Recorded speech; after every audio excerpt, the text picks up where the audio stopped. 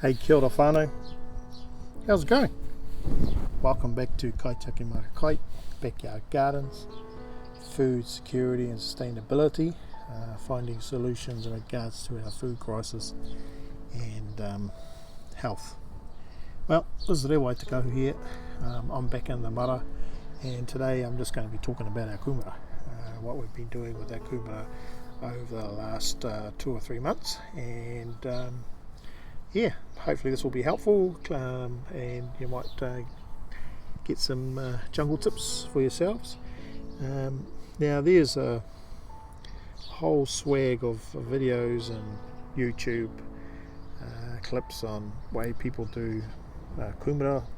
Another name for that is sweet potato. This is just our way of doing it, and how we are going about growing our kūmara and why we're doing it the way we're doing it.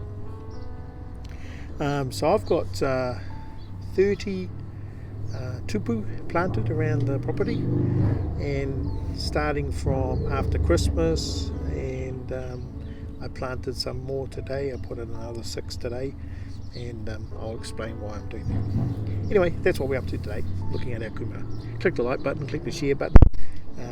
If you want to support us, you can jump on the links down below, and there's a merchant shop there. You can buy gear from us, or you make up your own gear using our logo. You're most welcome to do that. It all helps us. Well, look at this little pile. I've got kūmara in different ways here, in the sense of the way I've planted it. I've got mounds like this one here, so I prepared it and created this mound, and then at the top of the mound I planted my tipu. The direction that I've done it here in the New Zealand context we find ourselves is east-west, and I have put clips on before. So this tipu here, for example, this shoot, is the roots are down to the east and the foliage is to the west, and yeah, that's so it's this way, and so north, south is this way. I've also got kūmara, as I've spoken about, inside or underneath our tomatoes along the back there, and also on the side here I've created a bit of a food forest on this side.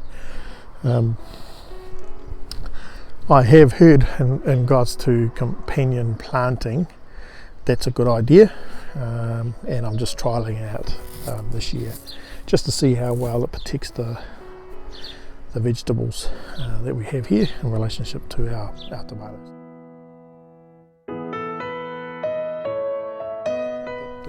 So I'm just trialing that, and so this is kind of like a bit of a food forest we've got in here. We've got spring onions, radishes, cabbages, broccoli, tomatoes, and kūmara growing in the midst underneath.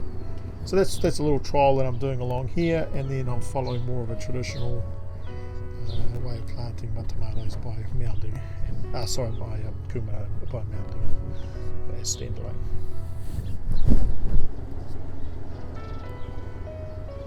So this morning I planted some over there.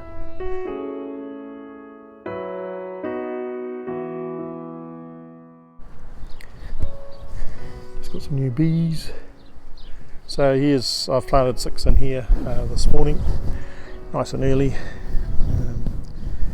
We had in the back here, historically, last year we had tomatoes in here, and pumpkins growing up the wall.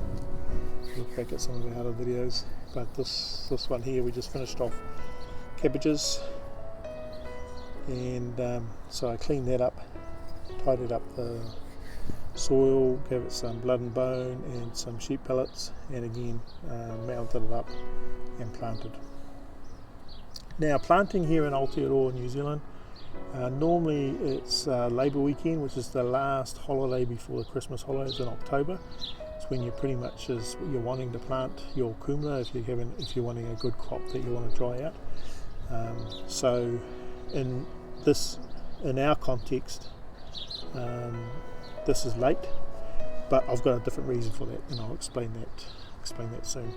But normally I would be using my tāpapa, which is a Māori way of growing these shoots.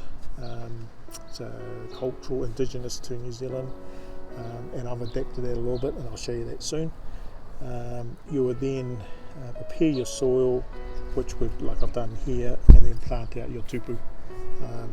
So this one and the previous one I just showed you, there's a reason behind that, is I'm wanting to harvest these at Matariki. And so I've got a cycle within my mara that I've now created where I have different produce growing or different vegetables growing in it, and then I think about what do I want to grow in 3 months time, or harvest in 3 months time, or 4 months time, particularly for some of these long ones. Potatoes and kūmara tend to be a long growing type of vegetable, so potatoes on average 90 to 120 days, and kūmara is 3 to 4 months, depending on the signs that it shows you. So I'll actually go to my main kūmara mara, and yeah, we'll carry on talking from there. So here is my main kūmara mara. Here's my tāpapa.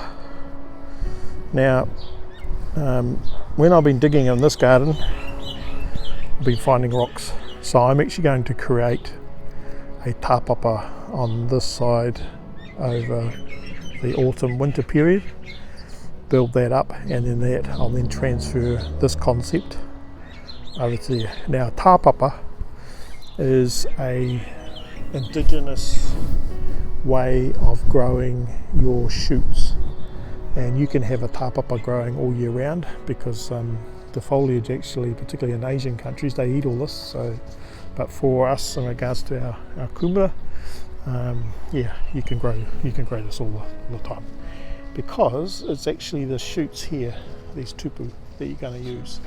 So I would, I would break off one in here, break off these, and then I would take off a couple of these shoots off, because every kind of little knoll, these little loops here, once they're planted, will grow kūmara out of that.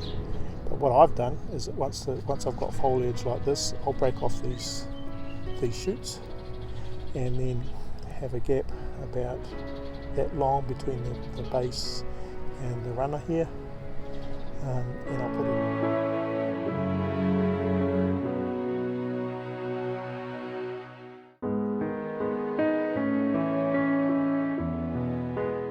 Tāpapa is to grow. I plant my kūmara inside it, and the various variations I want it.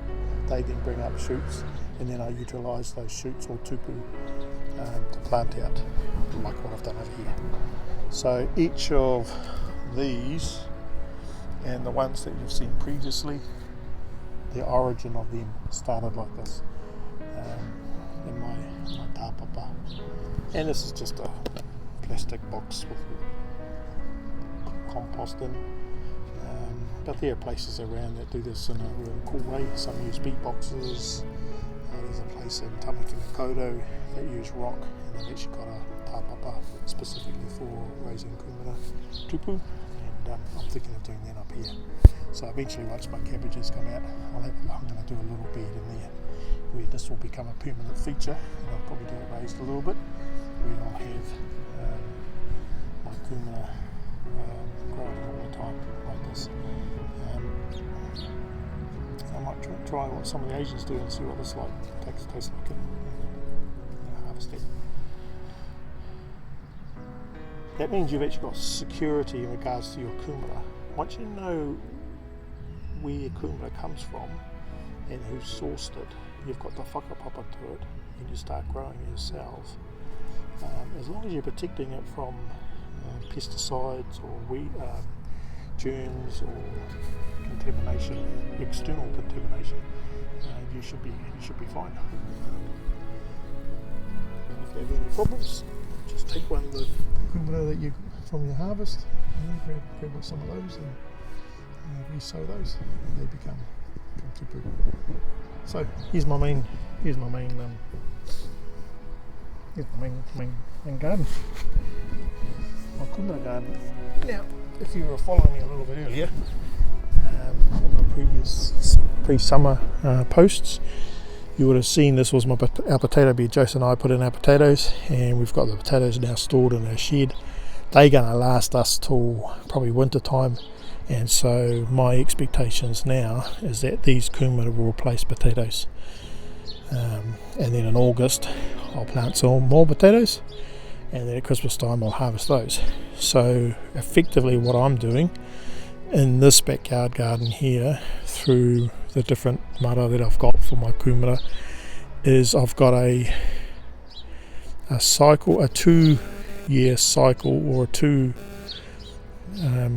harvests of different vegetables that'll see me over a long period.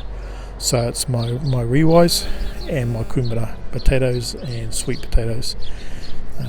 My potatoes are obviously a summer, and my kūmara, as we've got here, is for my winter. Now normally, particularly for the commercial side of things and those that want to store their kūmara, as I said earlier, you're normally wanting to plant your kūmara around that late October period. So you'd be raising your tipu, your shoots, from probably about August, same time that you start planting your potatoes. In my case, my potatoes I would plant here. I should be doing my tāpapa at the same time. So when it comes to that October period of planting your kūmara, they will go for 4 to 5 months, and then you'd harvest. You'd cure them, leave them out in the sun and let them dry out, and then you can store them. But because I've planted these late, these are obviously straight after I planted harvested my potatoes. I planted these, and unlike some of the potatoes where you don't need to have mounds, I have here, and so I mounded it, put compost in, put blood and bone in, put sheep pellets in, just to add in good nutrients back into the soil. And now what I'm going to be doing is just watching the colour of the leaves, whether I need to put more potassium in, or more nitrogen, or anything else that may need vitamins for the soil.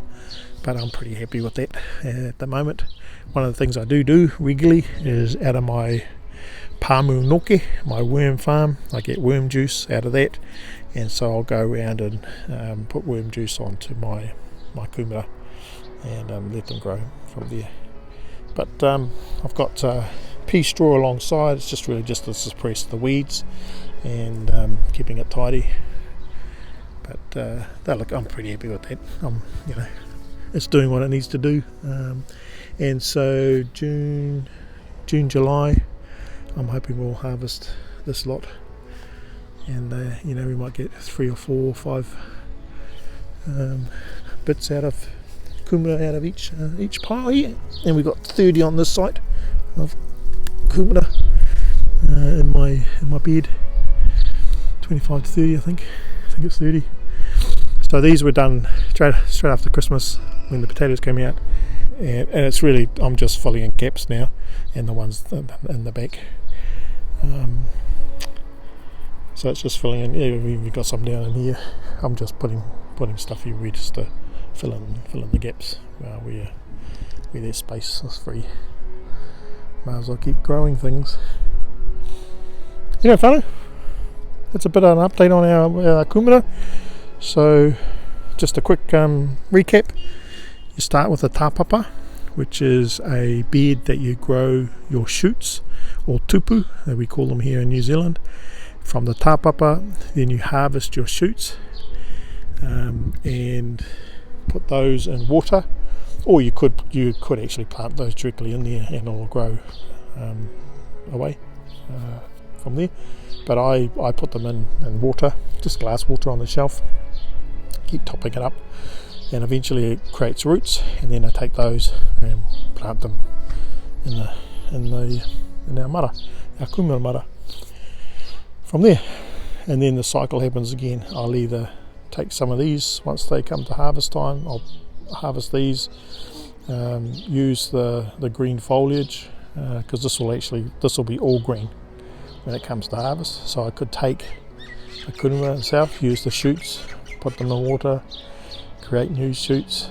Comes to October, if we've got a site where we're wanting to have a bigger mara for our kūmara, we can grow it from there, which I'm actually looking at doing. I'm hoping to have a kūmara mara on our papakainga, and I'd love to do something like this on a larger scale. But anyway, that's another kōrero. So normally you would harvest, cure them for a while so you can store them, and then eat to your heart's content. This is one way of creating food security and sustainability, is getting into a cycle of understanding how to grow a particular vegetable, and in this case the kūmara. So there's the cycle.